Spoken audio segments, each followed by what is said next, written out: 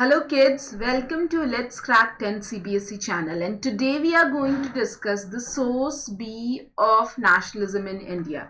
So I think you already know, all of you already know that I have started this series in which I am going to discuss each and every boxes of your most of the chapters in social science. Like earlier, I have discussed the Khalil's dilemma, which is a plus box from the power sharing chapter. Then I have discussed the idea of passive resistance or the idea of satyagraha, which was the source A of nationalism in India. And today I am going to discuss the source B. So I welcome you all on this channel, and this is going to be a really short session.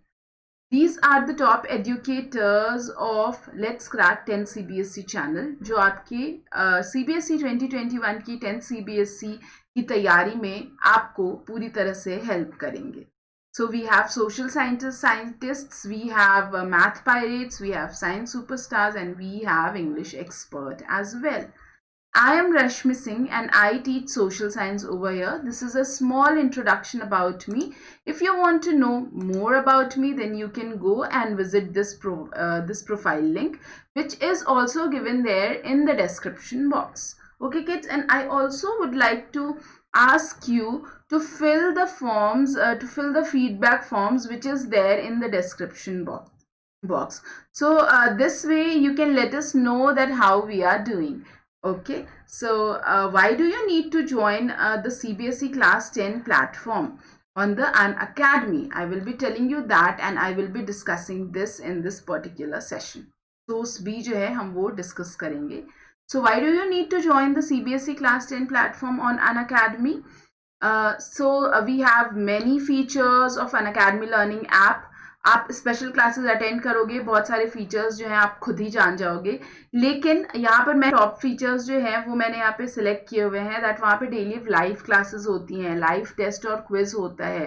पूरा आपका class 10th का syllabus जो है वो structured way में cover होता है. And जो भी लेक्चर्स पुराने हैं आप वो भी एक्सेस कर सकते हो वहाँ से. ओके किड्स, लाइक अगर मैंने रश्मि सिंह ने कोई चैप्टर जनवरी में पढ़ाया है तो you can go and access it today also. Okay, the top educators take the live classes over there every day, and the whole syllabus gets covered in a very comprehensive structured way. Mathematics, science, social science, English, Hindi, ये सारे subjects हम आपको वहाँ पे cover कराते हैं, and that too with just one subscription. Okay, एक subscription लोगे उसमें आपके सारे subjects cover हो जाएंगे. You just need to download the Unacademy Learning app, which is the most trending app by the way. Let me tell you. And आपको play store से ये ऐप जो है वो डाउनलोड करना है kids. And then you need to select CBSE class 10 in the manage goal section and get subscription पे आपको क्लिक करना है.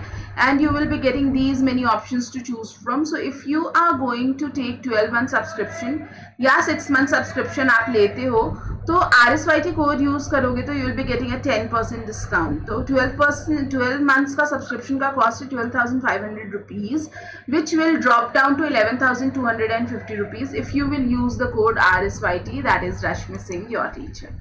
So kids, फटाफट से जाओ, सब्सक्रिप्शन लो और हमसे प्लस पे भी पढ़ने के लिए आ जाओ. Okay kids.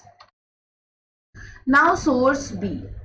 In the source B, basically, what was the role of Jawaharlal Nehru and how he was leading the peasants of UP, Uttar Pradesh, which was at that time called United Provinces, during the non-cooperation. This is what has been discussed in the source B. Okay.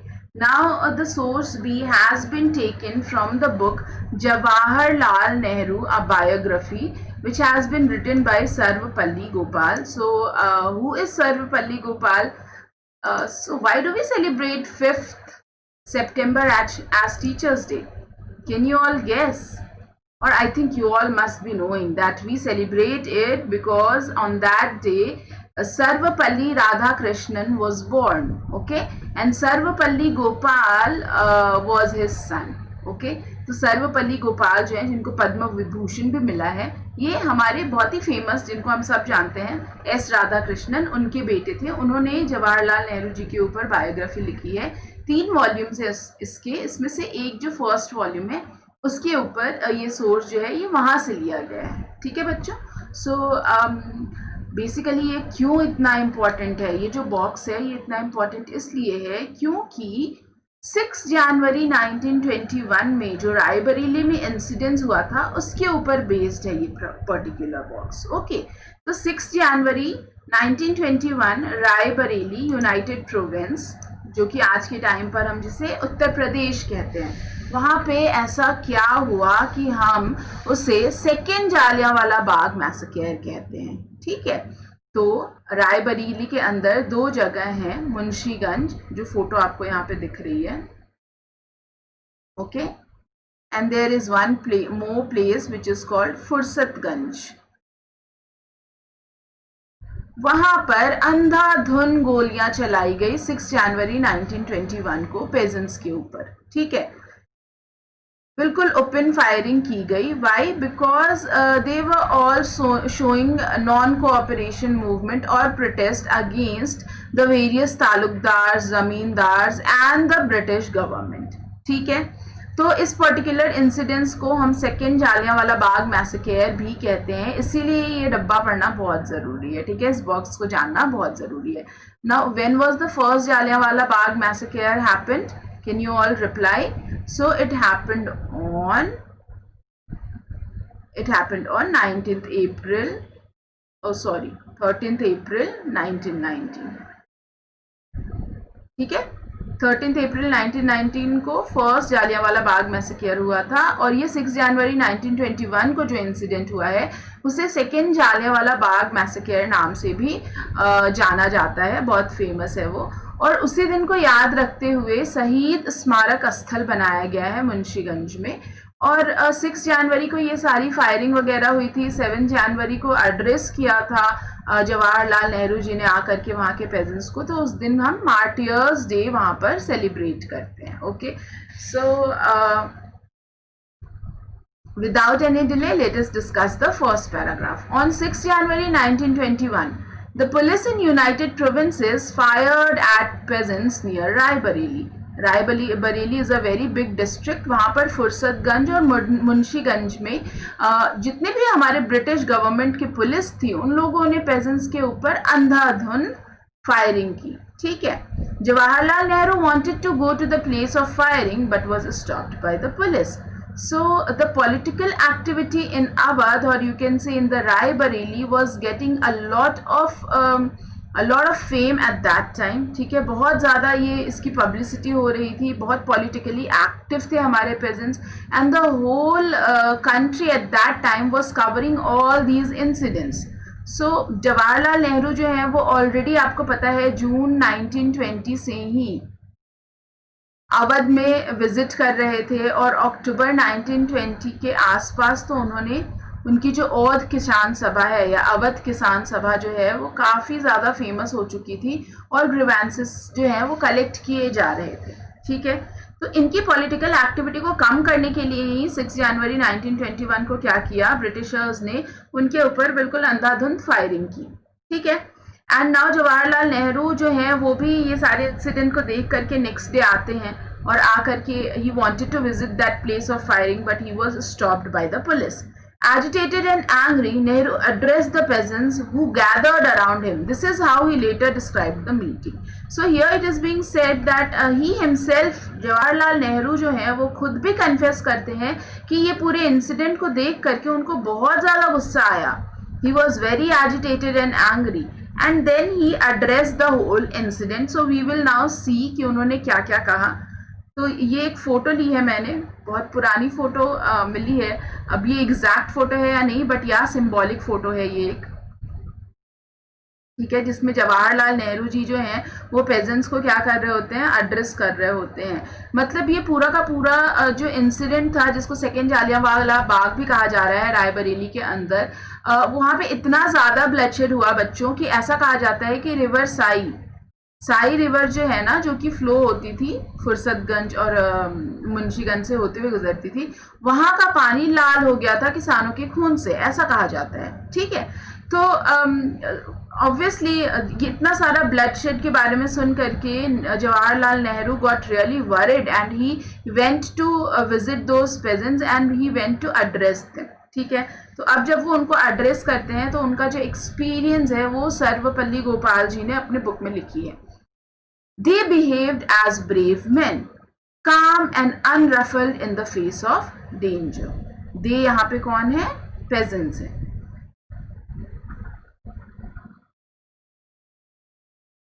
Pageants जो है वो बिल्कुल brave हैं, brave main की तरह behave कर रहे हैं, काम है वो। और अनरफल्ड का मतलब होता है that they are not having lot of unrest, ठीक है।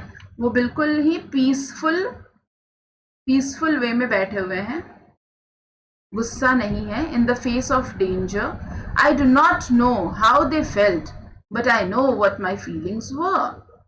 क्या बोल रहे हैं यहाँ पे जवाहरलाल नेहरू जी कि मुझे वो सारे लोग जो हैं, जितने भी पेजेंट्स यहाँ पे बैठे हुए वो बिल्कुल ब्रेव हैं, इसमें बिल्कुल भी कोई भी शक नहीं है। और मुझे ये नहीं पता कि एग्जैक्टली ये जो लोग हैं जिनके साथ इतना ज़्यादा अट्रॉसिटीज़ हुआ है, इतना सारा अत्याचार हुआ है, वो कैसा फील कर रहे हैं ये तो मुझे नहीं पता, लेकिन मैं कैसा फील कर रहा हूँ मैं वो ज़रूर जानता हूँ। For a moment my blood was up, he says that. एक मोमेंट के लिए मेरा जो खून है वो खौल गया। Non violence was almost forgotten. और जो अहिंसा परमो धर्मा, non violence is the true dharma, ये जो मुझे सिखाया गया था, या मेरे जो एक हमारा जो पूरा ये नॉन कोऑपरेशन मूवमेंट का जो फर्स्ट एंड फॉरमोस्ट प्रिंसिपल था कि हम नॉन वायलेंस को ही हमेशा ध्यान में रख के मूवमेंट करेंगे, वो एक मोमेंट के लिए मैं उसके बारे में भूल गया। मतलब मेरा खून इतना खौला कि मेरा मन किया कि मैं भी कोई वायलेंट स्टेप ले लूँ।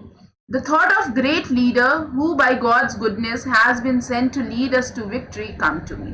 ठीक है, एक सेकेंड के लिए, एक मोमेंट के लिए मेरा खून खौला, लेकिन फिर अचानक से मुझे उस ग्रेट लीडर जो है उनके बारे में ध्यान आया।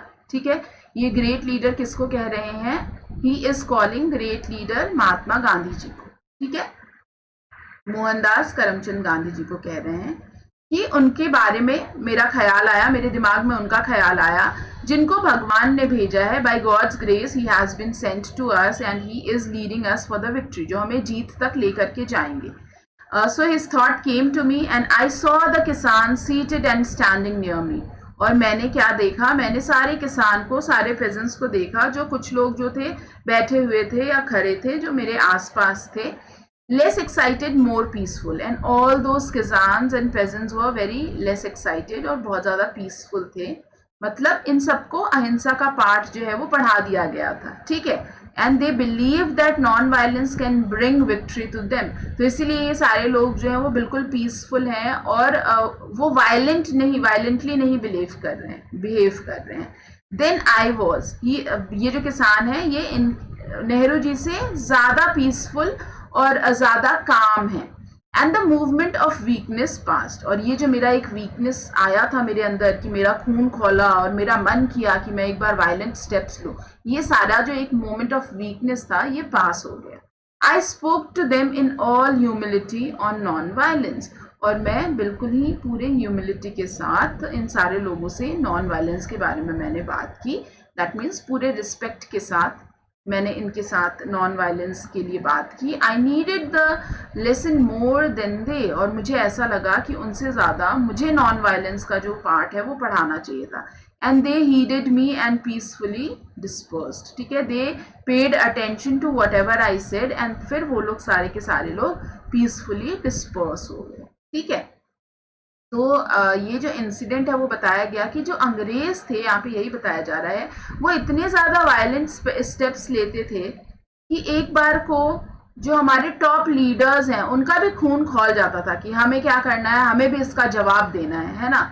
बोलते हैं ना, ईंट का जवाब पत्थर से देना है। और ये लोग केपेबल भी थे, दे भी सकते थे, बट अगेन जो हमारा इंडिया का पूरी जो हमारी लड़ाई थी उसका मेन थीम क्या था कि भैया हमें अहिंसा जो है उस पर हमेशा ध्यान देना है, हिंसा नहीं करना है। ठीक है, we were not the worshipper of war gods, this is what we have studied in source A, and so it has been said कि हाँ, हमेशा आप कभी भी कोई आपको चीज़ पढ़ाई जाएगी तो एक पॉइंट आएगा जब आपको लगेगा कि अरे यार अब ये मुझसे नहीं हो रहा, बट स्टिल फिर आप क्या करोगे? आप याद करोगे कि नहीं, अगर ये नहीं हो रहा तो इसको पॉसिबल भी हमें ही करना है ना।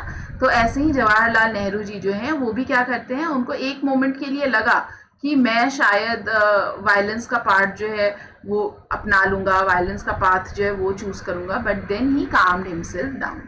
This is what is being said in this particular box, and why it is so important, because Raebareli का ये जो इंसिडेंस है उसको हिस्ट्री के अंदर सेकेंड जालियांवाला बाग मैसेकेयर कहा जाता है. Okay kids, so I hope you have understood the whole concept over here, and if you have any doubts you can call me, you can message me. and ये जो हमारा चैनल है ये इसको डेफिनेटली आप फॉलो करिए, because यहाँ पर आपको सारे के सारे नोटिफिकेशंस मिलते हैं. and if you have, in case you have any doubt, you can message me on Telegram. ठीक है, अगर आपको कोई भी डाउट है तो आप इस पे पूछ सकते हो. रश्मि want to sing. RSYT is my code. If you want to take the subscription, please use the code RSYT. And there is a feedback form in the description box. Please let us know that how we are doing by filling in this box. Thank you so much, kids. Bye-bye. Take care. And please like, share, and subscribe to this channel. Thank you.